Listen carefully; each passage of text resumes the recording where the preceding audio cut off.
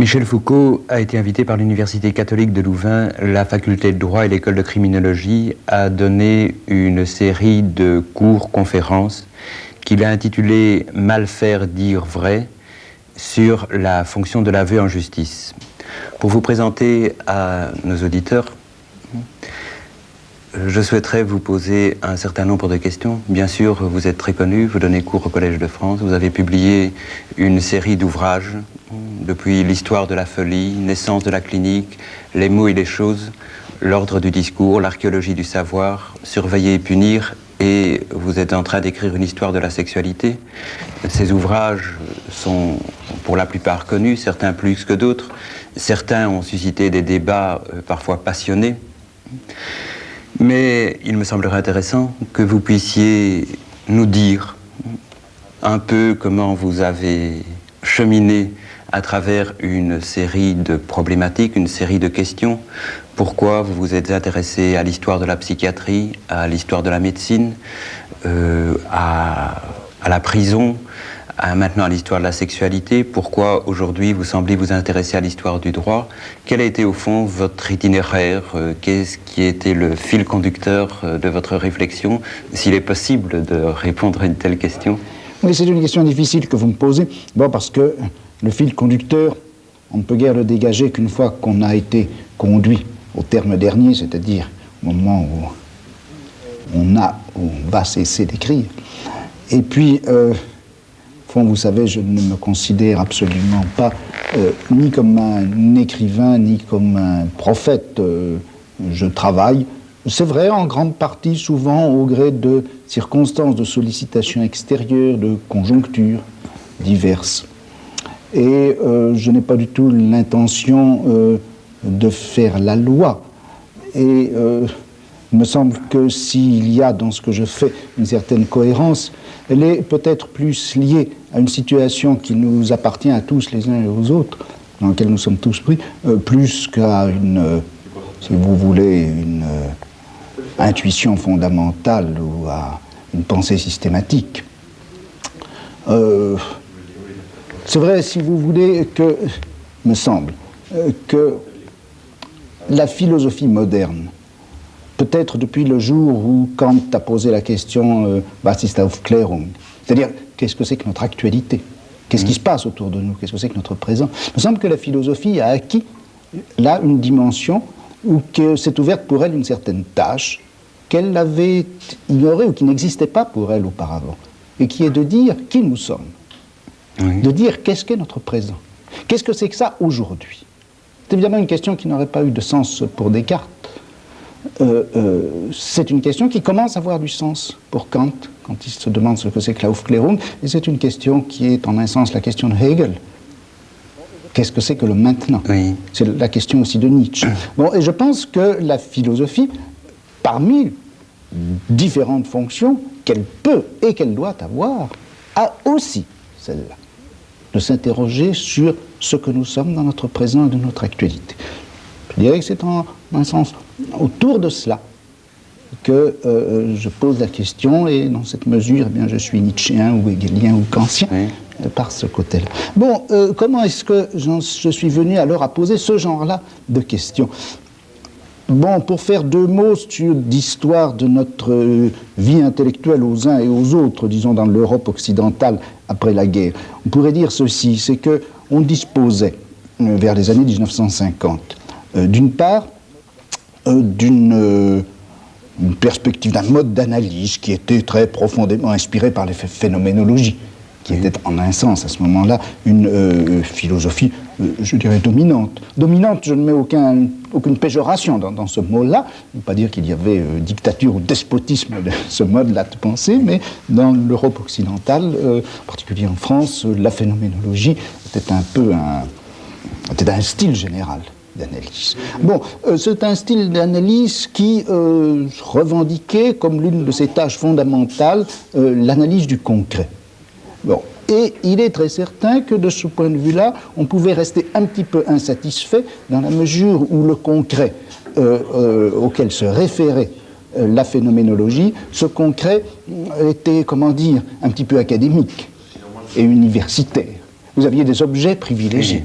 de la description phénoménologique, qui était ou l'expérience vécue, ou la perception d'un arbre à travers la fenêtre du bureau. Enfin, je suis un peu sévère, mais le champ d'objets que la phénoménologie parcourait était, je dirais, un peu prédéterminé par une tradition philosophique et universitaire qu'il valait peut-être la peine un petit peu d'ouvrir. Bon. Deuxièmement, autre forme de pensée dominante, importante, c'est évidemment le marxisme, qui lui se référait à tout un domaine d'analyse historique sur lesquels, en un sens, il faisait l'impasse.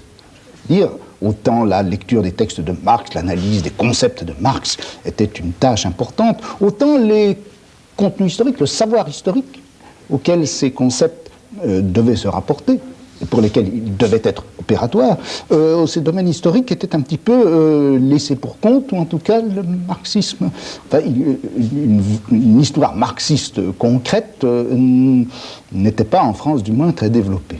Puis il y avait un troisième courant qui était en France très spécialement développé, qui était l'histoire des sciences, avec des gens comme Bachelard, Cantilène, etc., Cavaillès avant-guerre, et qui était le problème de savoir est-ce qu'il y a une historicité de la raison et est-ce qu'on peut faire l'histoire de la vérité.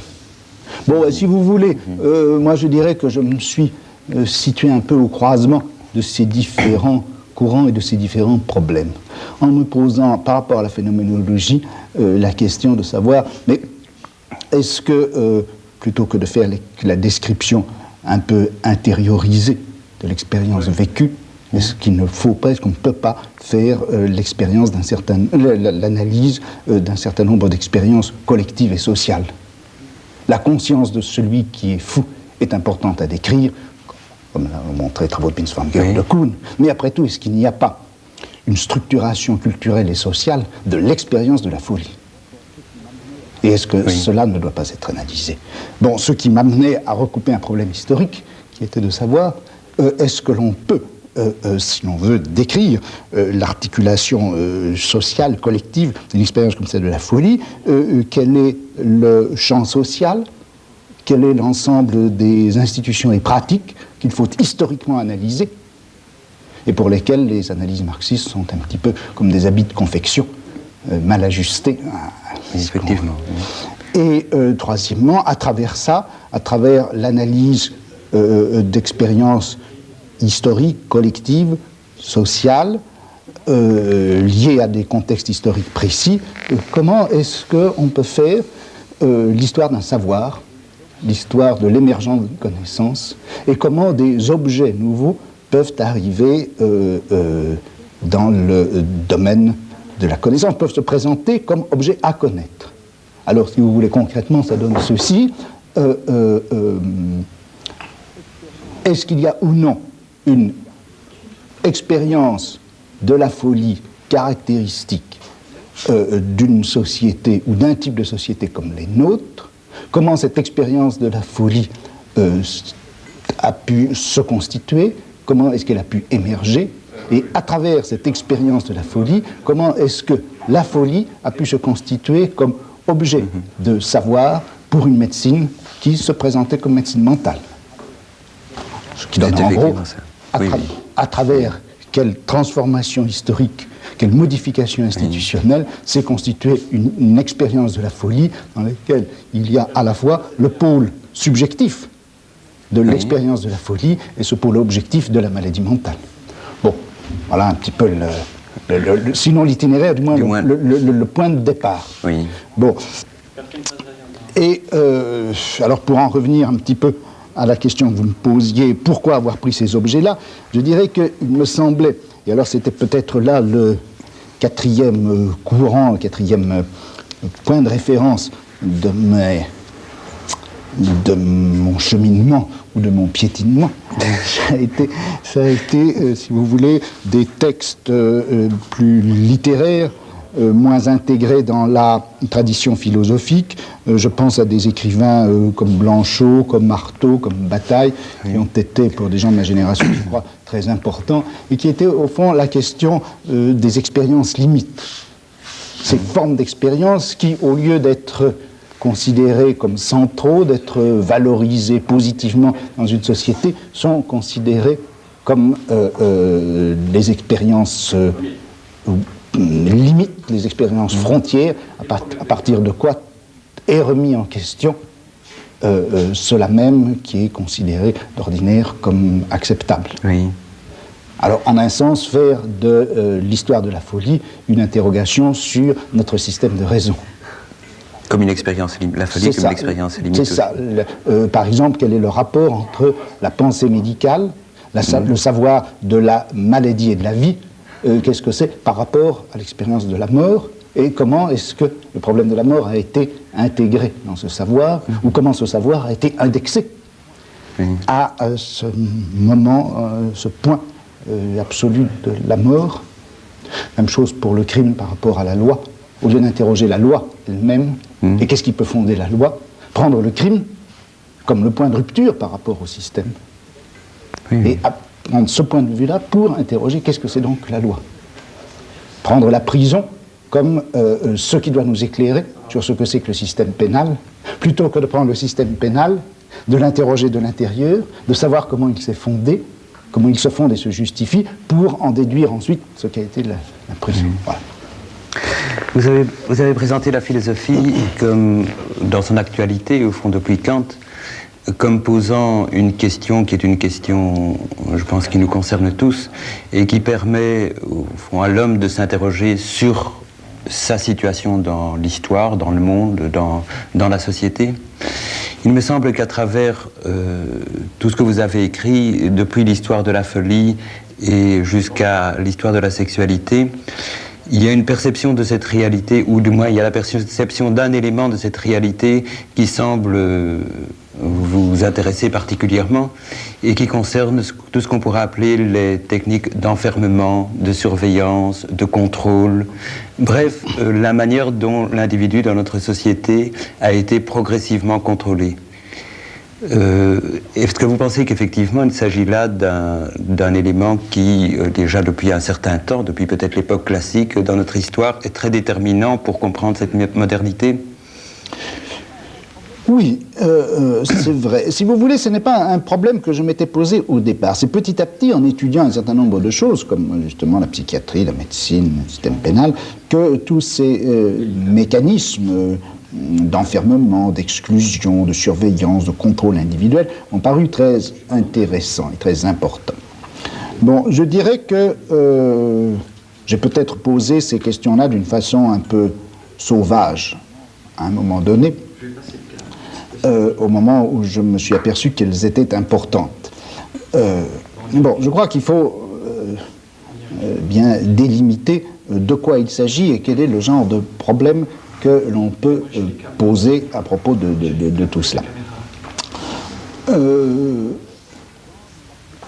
Il me semble que dans la plupart des analyses, soit des analyses de type proprement philosophique, soit dans des analyses plus politiques, sinon des analyses marxistes, la question du pouvoir avait été relativement marginalisée.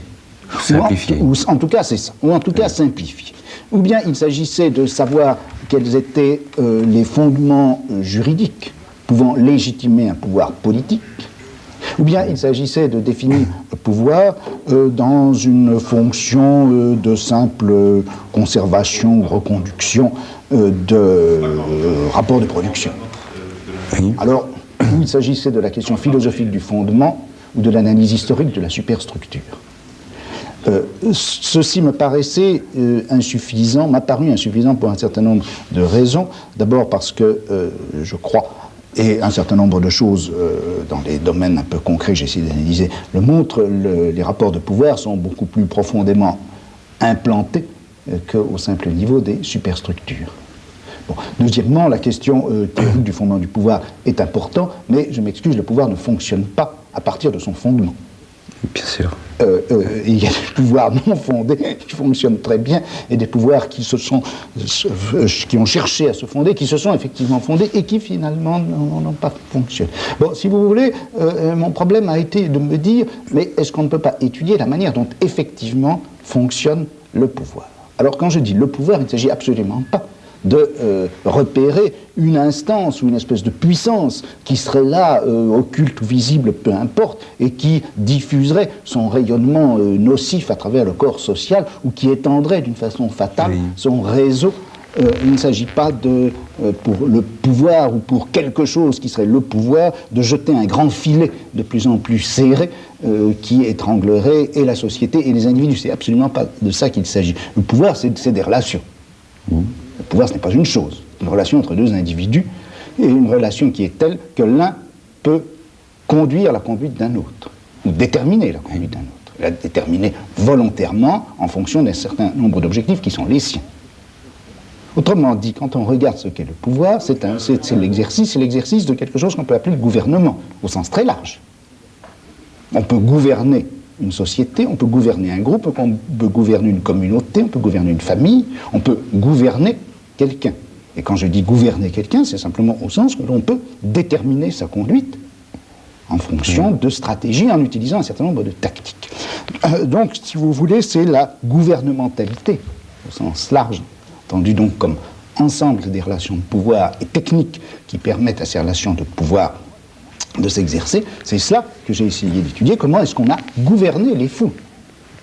Comment est-ce que le problème du gouvernement des malades, encore une fois, je mets le mot gouvernement entre guillemets, mais en lui donnant un sens à la fois large et riche, comment est-ce qu'on a gouverné les malades? Qu'est-ce qu'on en a fait? Quel statut on leur a donné? Où est-ce qu'on les a placés? Dans quel système de traitement, de surveillance aussi, de bienveillance, de philanthropie, de quel champ économique les soins apportés aux malades? C'est tout cela que je crois qu'il faut essayer de voir. Alors, c'est certain que cette gouvernementalité n'a pas cessé, d'un certain point de vue, de devenir plus stricte au cours des âges. Le pouvoir dans un système politique comme ceux qu'on a connus au Moyen-Âge, ces pouvoirs, entendus au sens donc le gouvernement des uns par les autres, étaient finalement assez lâches. Le problème, c'était de faire le prélèvement fiscal qui était nécessaire, qui était utile ou qu'on voulait. Bon, ce que les gens faisaient dans leur conduite quotidienne n'était pas très important pour l'exercice du pouvoir politique. Il était important sans doute dans le pastorat ecclésiastique. Pour le pouvoir ecclésiastique, pour le pouvoir politique, il est devenu un moment où ça a été très important. Et où, par exemple, maintenant, pour prendre une chose très simple, le type de consommation des gens devient quelque chose qui est important économiquement, qui est important aussi politiquement. Et c'est vrai que le nombre d'objets qui deviennent objets d'une gouvernementalité réfléchie à l'intérieur de cadres politiques, même libéraux, ce nombre d'objets a considérablement augmenté. Mais je ne pense pas non plus qu'il faille considérer que cette gouvernementalité prenne forcément la forme de l'enfermement, de la surveillance et du contrôle. Par toute une série de régulations subtiles, souvent, on arrive en effet à conduire la conduite des gens, ou à se conduire de telle manière que la conduite des autres ne puisse pas avoir des effets nocifs qu'on redoute, etc. C'est ce champ de la gouvernementalité que j'ai voulu étudier.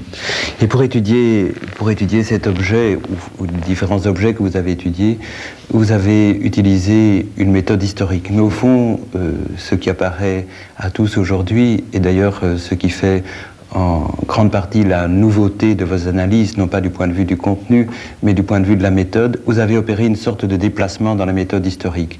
C'est-à-dire, ce n'est plus une histoire de la science, ce n'est plus une épistémologie, ce n'est plus une histoire des idéologies, ce n'est même pas une histoire des institutions.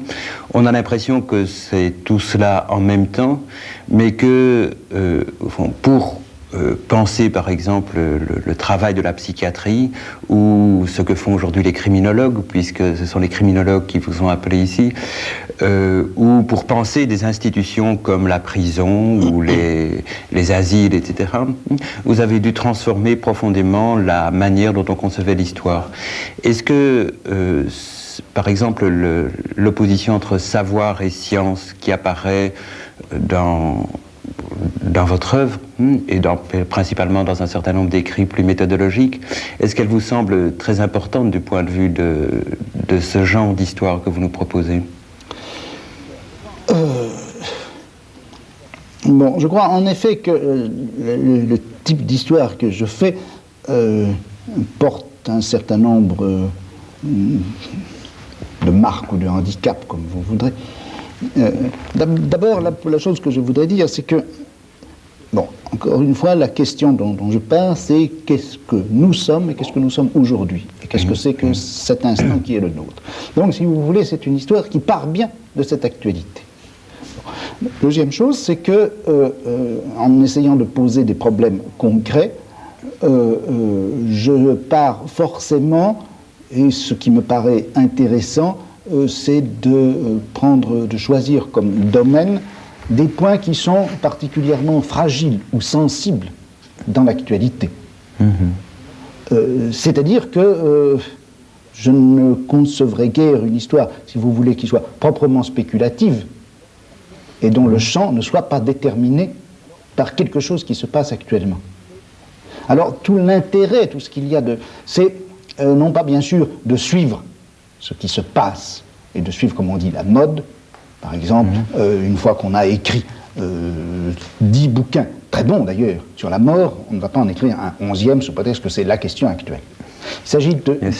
Le jeu, c'est d'essayer de détecter, parmi les choses dont on n'a pas encore parlé, quelles sont celles qui, actuellement, montrent, donnent quelques indices plus ou moins diffus de fragilité dans notre système de pensée, dans notre mode de réflexion, dans notre pratique. Il y avait, si vous voulez, vers les années 55, quand je travaillais dans des hôpitaux psychiatriques, il y avait une espèce de crise latente, quelque chose dont on sentait bien que ça s'écaillait. Et on n'en avait pas encore beaucoup parlé. Mais pourtant, ça se vivait assez intensément. La meilleure preuve que ça se vivait, c'est que, à côté, en Angleterre, et sans qu'on n'ait eu jamais aucun rapport les uns avec les autres, des gens comme Laing et Cooper, eux aussi, se battaient avec le même problème. Donc c'est une histoire qui se réfère toujours à une actualité. Même chose pour le problème de la médecine.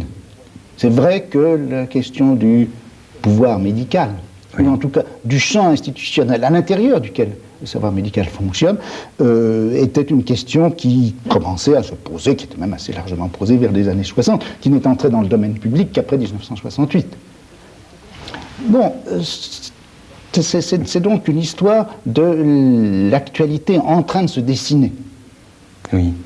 Mais par rapport à cette actualité, au fond, la manière dont vous élaborez l'histoire, elle me semble originale, elle me semble... Est-ce qu'elle est, au fond, elle est réglée par l'objet même que vous analysez? C'est en raison de ces problèmes que vous percevez comme étant fragiles ou comme étant des problèmes clés dans notre société que vous êtes amené à en refaire l'histoire, pour les éclairer bien sûr, mais à en refaire l'histoire d'une manière spécifique?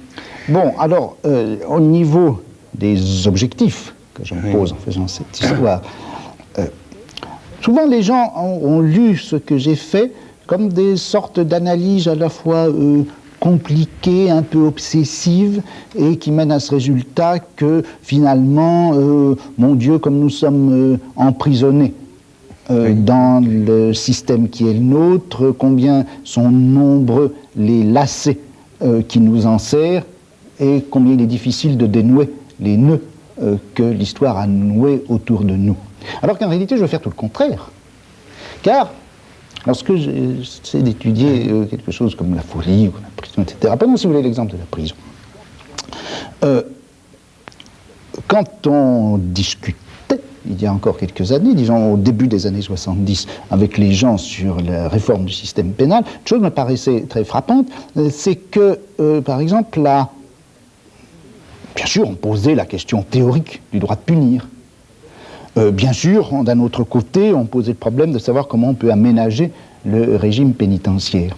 Mais cette espèce d'évidence, si vous voulez, que la privation de liberté est au fond la forme la plus simple, la plus logique, la plus raisonnable, la plus équitable de punir quelqu'un parce qu'il avait commis une infraction, cela n'était pas tellement interrogé.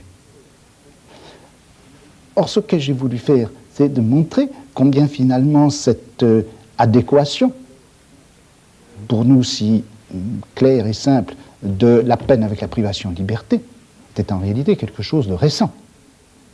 Quelque chose de récent, c'est une invention technique qui a été, dont les origines bien sûr sont lointaines, mais qui a vraiment été intégrée à l'intérieur du système pénal et qui a fait partie de la rationalité pénale à partir de la fin du XVIIIe siècle. Et j'ai essayé d'interroger les raisons pour lesquelles la prison était ainsi devenue une sorte d'évidence dans notre système pénal. Il s'agit donc de rendre les choses plus fragiles par cette analyse historique, ou plutôt de montrer à la fois pourquoi et comment les choses ont pu se constituer ainsi, mais montrer en même temps qu'elles sont constituées à travers une histoire précise.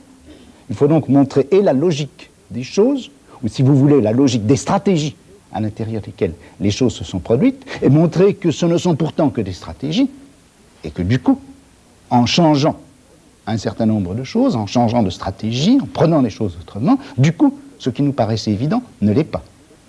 Notre rapport à la folie, c'est un rapport qui est historiquement constitué. Et du moment qu'il est historiquement constitué, il peut être politiquement détruit. Ou, je dis politiquement, en donnant au mot politique un sens très large. En tout cas, il y a des possibilités d'action, puisque c'est à travers un certain nombre d'actions, de réactions, etc., à travers un certain nombre de luttes, de conflits, pour répondre à un certain nombre de problèmes, qu'on a choisi ces solutions-là. J'ai voulu réintégrer beaucoup des évidences de notre pratique dans l'historicité même de ces pratiques. Et du coup, les déchoir de leur statut d'évidence pour leur redonner la mobilité qu'elles ont eue et qu'elles doivent toujours avoir dans le champ de nos pratiques.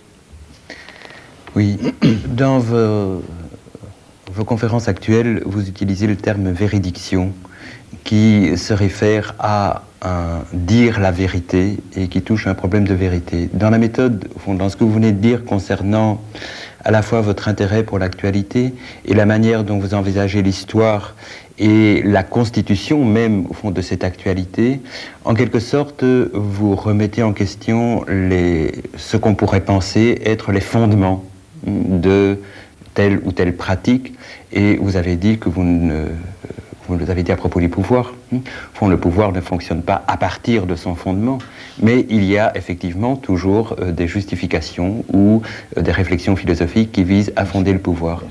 Votre méthode historique elle-même, qui est une méthode qui fait une sorte d'archéologie ou de généalogie selon peut-être selon les objets ou selon le développement même de votre pensée, vise à montrer que finalement il n'y a pas de fondement à des pratiques de pouvoir.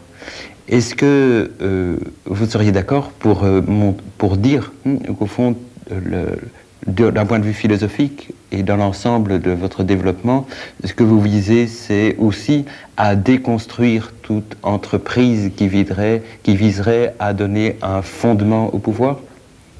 Mais je crois que l'activité de donner un fondement au pouvoir, l'activité qui consiste à s'interroger sur qu'est-ce qui fonde le pouvoir que j'exerce, ou qu'est-ce qui peut fonder le pouvoir qui s'exerce sur moi, je crois que cette question est importante. Elle est essentielle. Je dirais que c'est la question qui est fondamentale.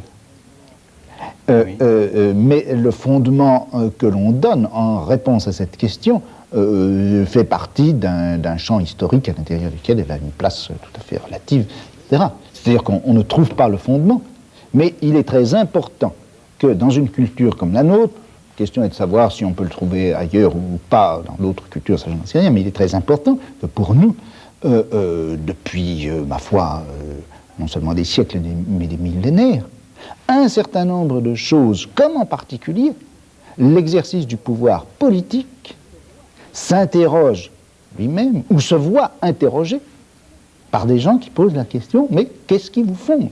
Qu'est-ce qui vous légitime? Il y a là un travail critique.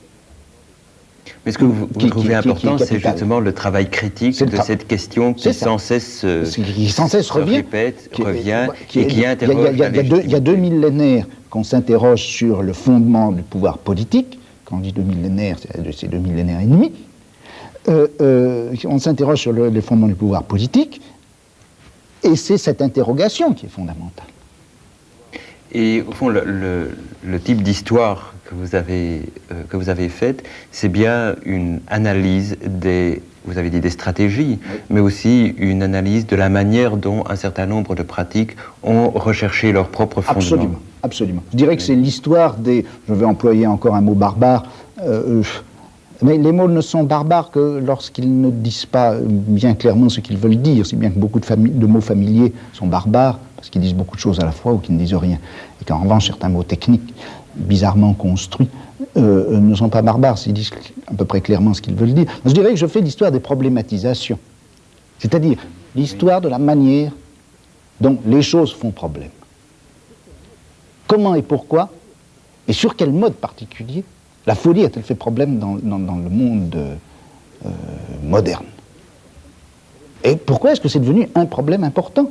Problème tellement important qu'un certain nombre de choses, par exemple comme la psychanalyse, qui Dieu sait a diffusé à travers toute notre culture, c'est même partie d'un problème qui était un problème absolument intérieur au rapport que l'on pouvait avoir avec la folie.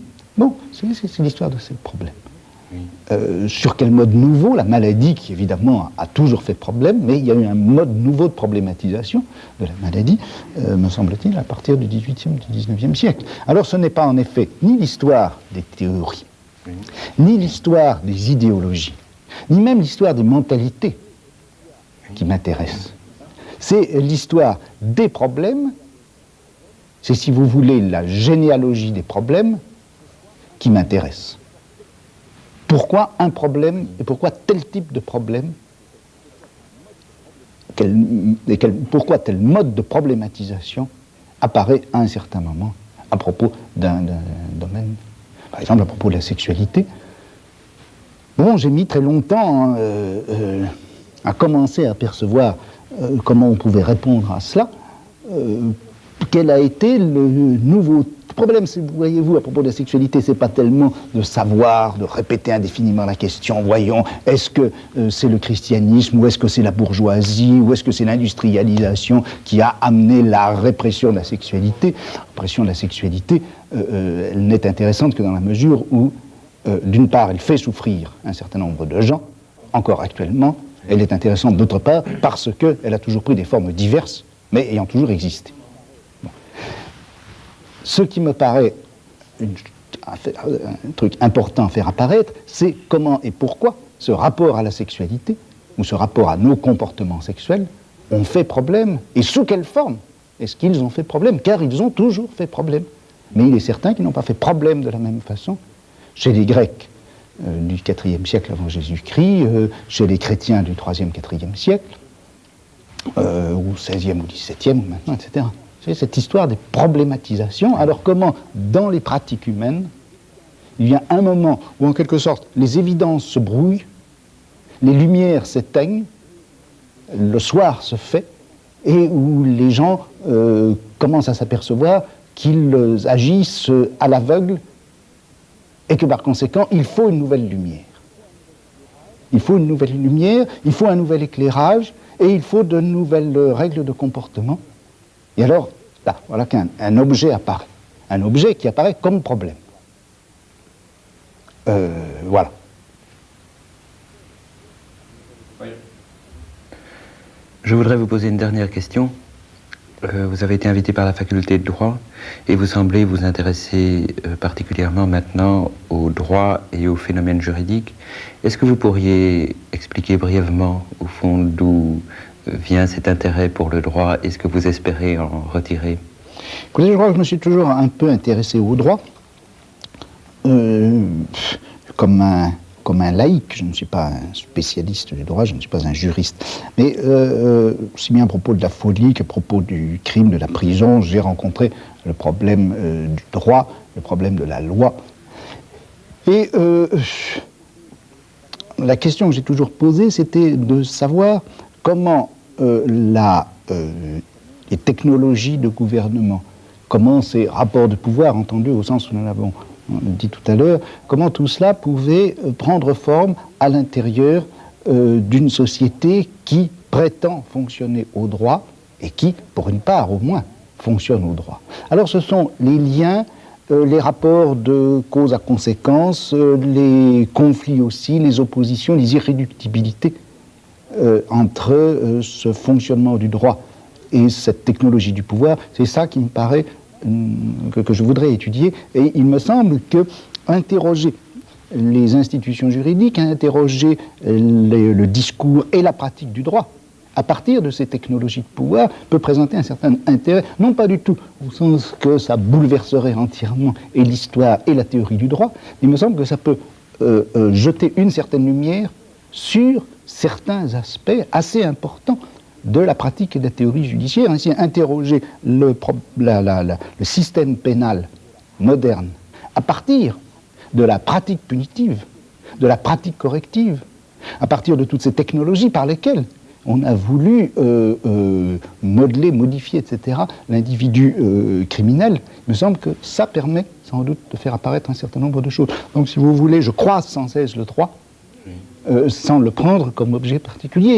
Et si Dieu me prête vie, après la folie, la maladie, le crime, la sexualité, la dernière chose que je voudrais étudier, ce serait le problème de la guerre et de l'institution de la guerre dans ce qu'on pourrait appeler la dimension militaire de la société. Et là encore, j'aurais à croiser le problème du droit, aussi bien sous la forme de droit des gens, droit international, etc., que aussi le problème de la justice militaire, etc. Enfin, qu'est-ce qui fait qu'une nation peut demander à quelqu'un de mourir pour elle? Eh bien, nous espérons tous que Dieu vous prêtera vie pour pouvoir continuer